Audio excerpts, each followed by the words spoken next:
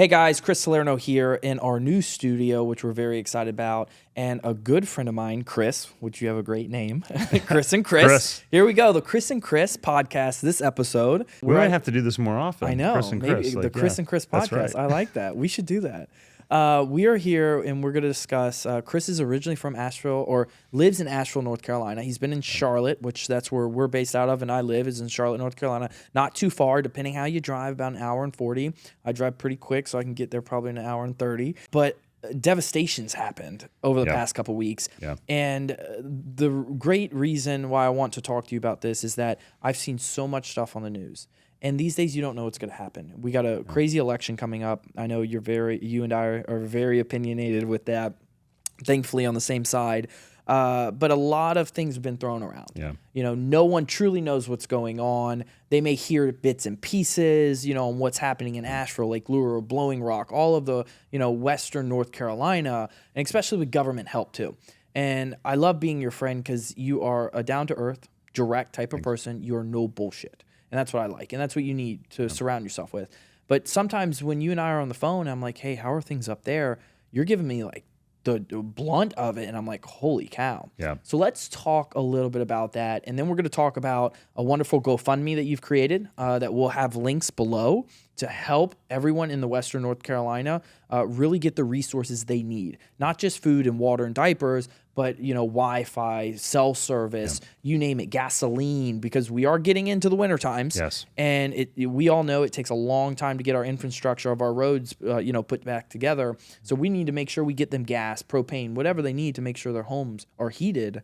But let's talk about first, you know, where were you when all this happened? And then right when it happened, talk to us about, you know, all the devastation that you saw firsthand. Yeah. So Chris, thanks for having me. Thanks for your team for being supportive. For those of you that are watching on my podcast, Chris let me use the studio here to stay on top of my schedule. If I look a little tired, it's because I've been working. You look around good the all clock. the time. You know I you appreciate do. it, man. I appreciate it. I need some of your tricks though. No, I'm taking after your footsteps.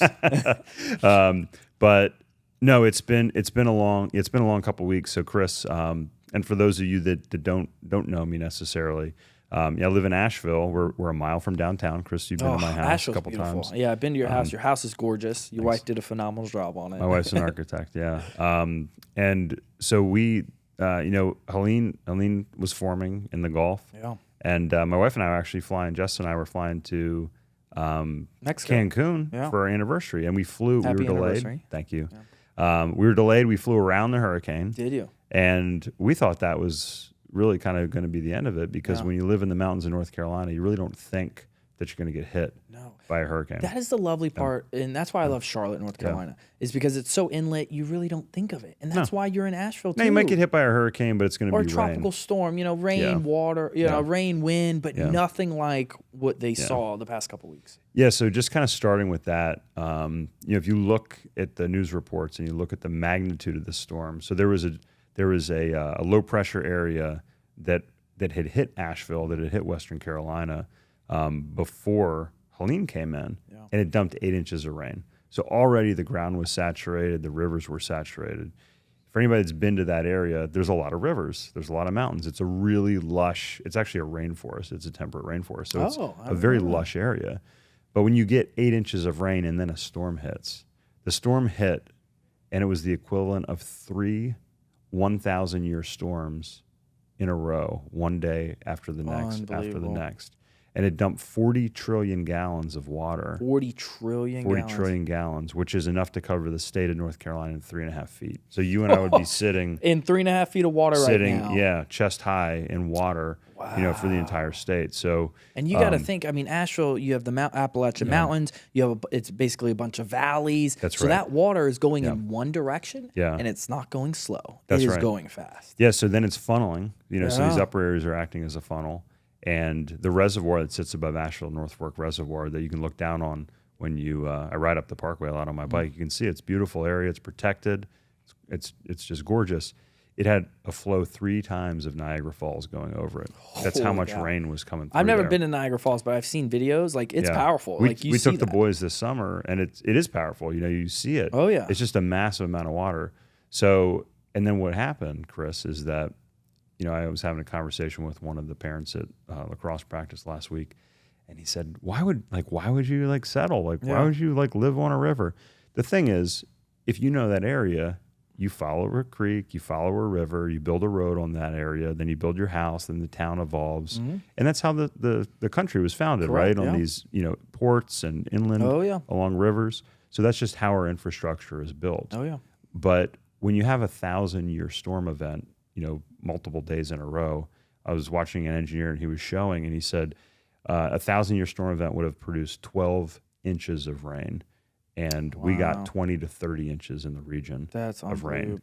So the engineers don't even have what occurred on their charts. Wow.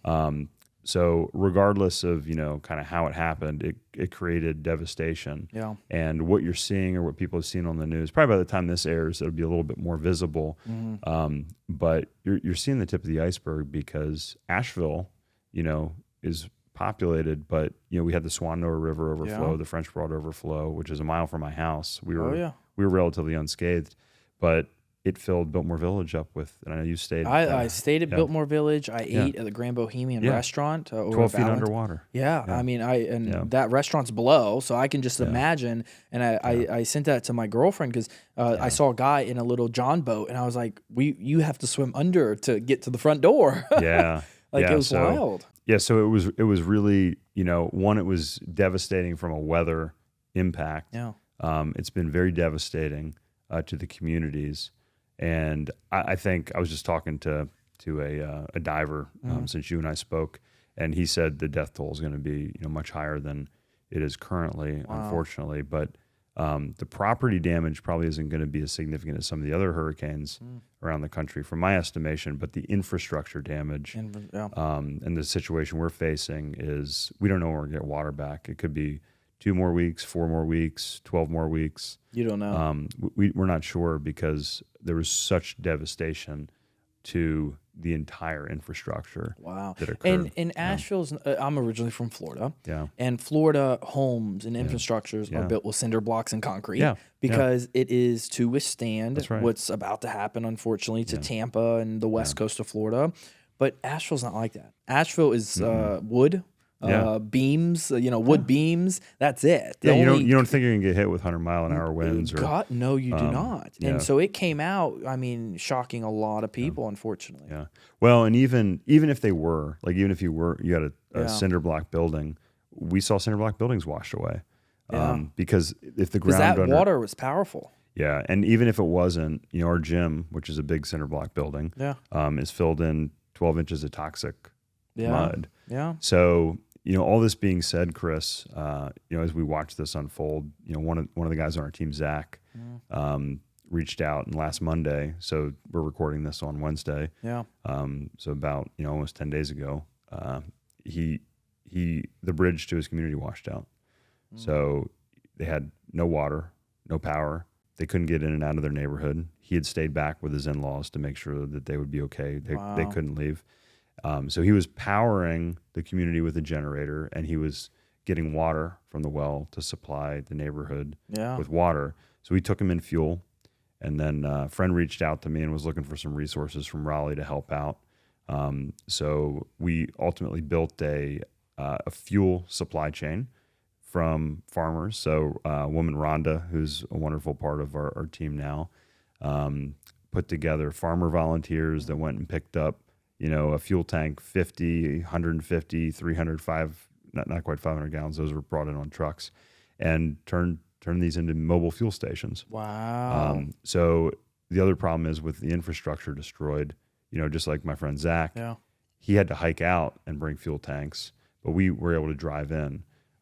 We've been supporting search and rescue missions. On ATVs, people that are literally trying to evacuate and ran out of gas on the side of the road.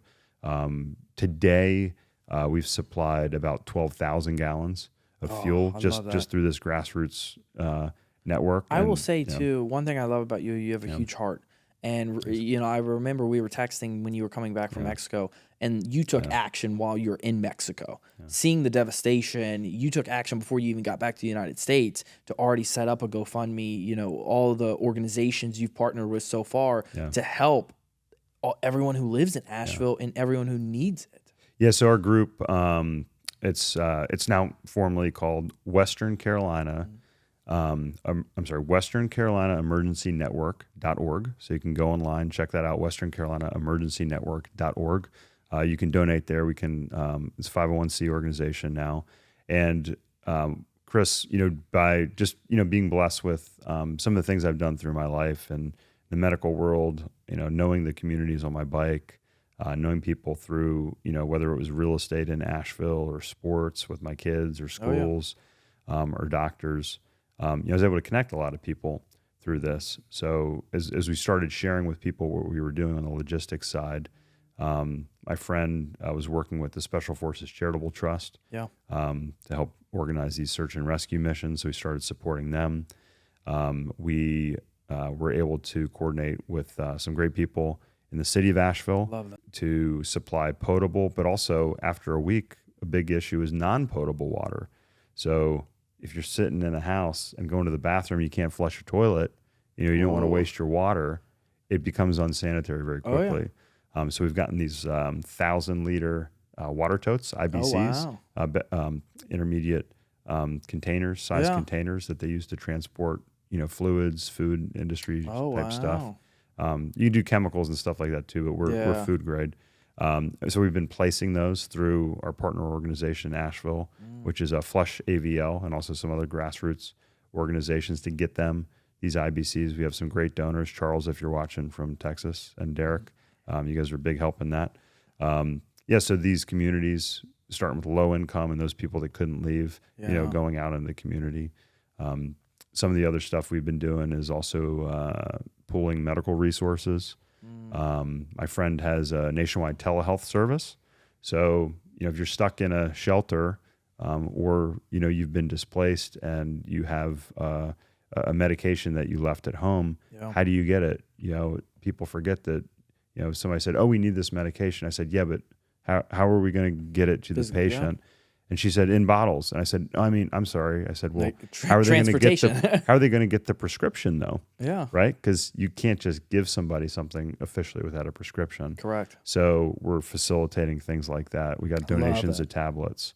And then I think you mentioned, internet access. Yeah. So Starlink, we've gotten kudos to Elon Musk through some. Yeah. God bless Elon Musk. Great support. There's been donated Starlinks. We've also used our funds that have been donated to buy some. We've had some individuals specifically earmark funds for that. That's gone to our frontline special forces, our operators that are out there going into these communities. First Starlink I hand-delivered up there went to the front lines to program drones for drone reconnaissance. And, Chris, you kind of touched on this. Look, government has a role, but on Monday, there was no government. We think alike, because that was my next question to you. Is when we talked on the phone, I'm like, hey, what's going on with the government up there? Because you see mixed things on social media, and social media also persuades and wants you to hear what they want you to hear. And so, that's a big topic that we had is, hey, what's going on with the government? Are they even helping out? Sleepy Joe Biden, what's he doing? Things like that. Yeah. So Sleepy Joe jokes aside, I think they make the jokes make themselves at this point. I know. Saturday Night Live's doing a pretty good job of making fun of him too. But no, look, I think one thing that this has really illustrated is the fact that people and communities help each other. Correct. And what we found is churches have really become the nexus. Because these churches in these small communities know who's there, they know who's missing, they know who to look for, they know where they live. Yeah. So we've been able to partner with churches. Churches are set up to accept and distribute donations. They've been a great site. So you've seen ex-military. You see a lot of individuals like the great team that built our retaining wall at our house. Guy Frank lives out near Hot Springs, North Carolina, and he can climb a tree and cut stuff down. He can design a bridge. These are people that work with their hands, that know how to handle themselves. And the interesting thing is, the biggest request we get is, hey, can you get us like chainsaws or heavy equipment or these resources, and they say, can you also just get these people out of our way so we can take care of our own community? Yeah. So these are people that know how to do things themselves. But the big thing is, government has its place here and there, but I just want to emphasize that our organization is just private individuals that have come together, donated their time, their money to do these things, and we acted very rapidly. That's one thing I was going to say too, is that unfortunately we don't know the exact death toll right now, but I feel that if us as a country, and especially North Carolina, we're very tight, close-knit people. We love to take care of our people here in North Carolina and the Carolinas. If they didn't act as rapidly as Western North Carolina did, how Asheville is, Charlotte, I know a lot of people donating over there, time, effort, money. It's been amazing. If we didn't act as rapidly as we did, I feel like the death toll would be a lot higher because it's taken the government, a week and a half to 2 weeks to even step foot there. Yeah, and I think, that's the point. Like, people are like, oh, the government's not doing their job. And I think that's the answer's in that statement, right? The solution is in that statement. If you think the government is there to come rescue you, then it may be too late. Whereas if you take it upon yourselves as private citizens to help your neighbor, that's hurting or stranded or in need, then we can do that. My friend Zach, they saw the National Guard 4 days after we brought him fuel, and they brought him diapers, which that's helpful. But he needed fuel, for that, and we knew his need and we knew where he was. And in this scenario, 4 days feels like 10 days. Like that's a long time, especially if you have medical conditions. That's where you need that generator for air or anything. It's huge. That's right. So let's highlight some of the success stories. Let's hear it. And I want to do this for specifically for our donors that like yourself, Chris. Thank you. Like your staff that and your team that's out here. Thank you. And the people that have, there's been a lot of anonymous donors that have just been very, very generous. And those initial donations, I can tell you, like, funded, fuel that was going into, Big John's tank. A lot of that stuff went on my credit card initially because we just didn't have money coming in to an official fundraiser that. But, our team of volunteers with fuel cans in the back of their trucks were, our donations paid for that fuel. That fuel allowed people to get to save those in need. This past weekend, we had 9 families we did an airdrop to. They actually didn't want to leave. Everyone from toddlers that got diapers to seniors that got medicine from our airdrop. We saved 4 people Sunday, 2 people Monday, another person yesterday. So 6 people. The one last night was a 1-year-old that needed a gastric tube, a G tube. Oh, wow. That couldn't eat, and so they were able to get that, which is a very specific need. Yeah, that's that probably saved that young child's life. I love that. Oxygen. We've supplied oxygen tanks, filled up oxygen tanks. So we've been very nimble. There's no red tape in our organization, as you can imagine. Dealing with me. And I'm not doing. I want to highlight that this is a fairly large organization at this point, made up of a lot of people. This isn't my organization per se, but if $1 comes in, $1 goes out. Yeah. So everybody's volunteering. We have a CPA that stepped up as our director of finance. Love that. We got a project manager that's stepping in tomorrow to kind of take over, moving the pieces in place. Every channel has somebody that's really leading the charge to make this stuff happen. And our ultimate goal, Chris, aside from the immediate need of rescuing these people and providing them, these whether it's food, water, medicine, fuel, an escape to either save or sustain their life at that moment, is ultimately going to transition to a rescue and then a rebuilding effort. Correct. And our hope is that this organization can continue to bring people together so that as funds come in, they can go to the community, to the volunteers that are helping, so they can go right back to the community instead of having to bring in outside contractors to do that. So Western Carolina has a lot of history, a lot of really strong, amazing people that are self-sufficient. Very much so. They're proud. And, we hope to give them the resources. I've been blessed to be in Asheville, which some people might say, oh, that's not really Western Carolina. But, our friend, I know her, she's a surgeon.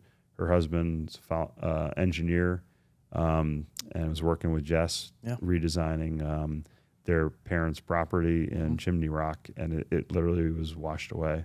Wow. I hung out back in the day in Lake Luro. Yeah. I had a buddy who had a house literally on the strip. So you had the strip of all the restaurants. He had a house right above it. So we would walk all to the restaurants at night and we would hang out.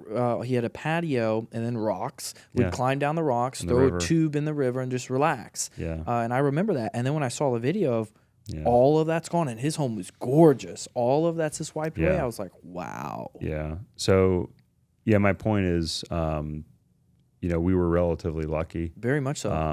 But I know a lot of those towns. I've spent a lot of time, riding through those, and our families visiting and kind of experiencing.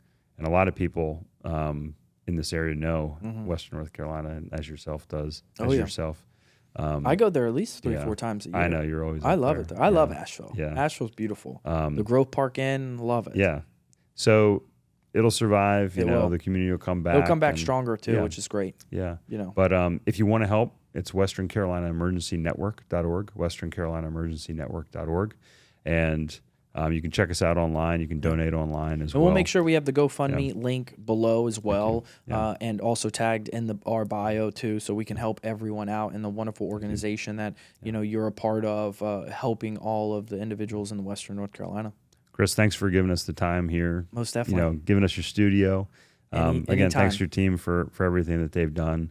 For your donations, and your friendship, because that's really what I've learned is, our family left. We ran by our house. We grabbed everything. We're like, grab what's important. We all left with a bag, a backpack, and a carry-on. And I thought, if we lose everything, that's really, that's replaceable. But the friendships and the people aren't. Most definitely. That's what's most important. So thank you. Yeah, we are always here for you and your family and anyone else. If you need anything, don't hesitate. We're always here, and honored to be friends and know you very personally. And thank you very much for the kind words. And let's help build back Western North Carolina stronger. Let's do it. All right. Thanks so much.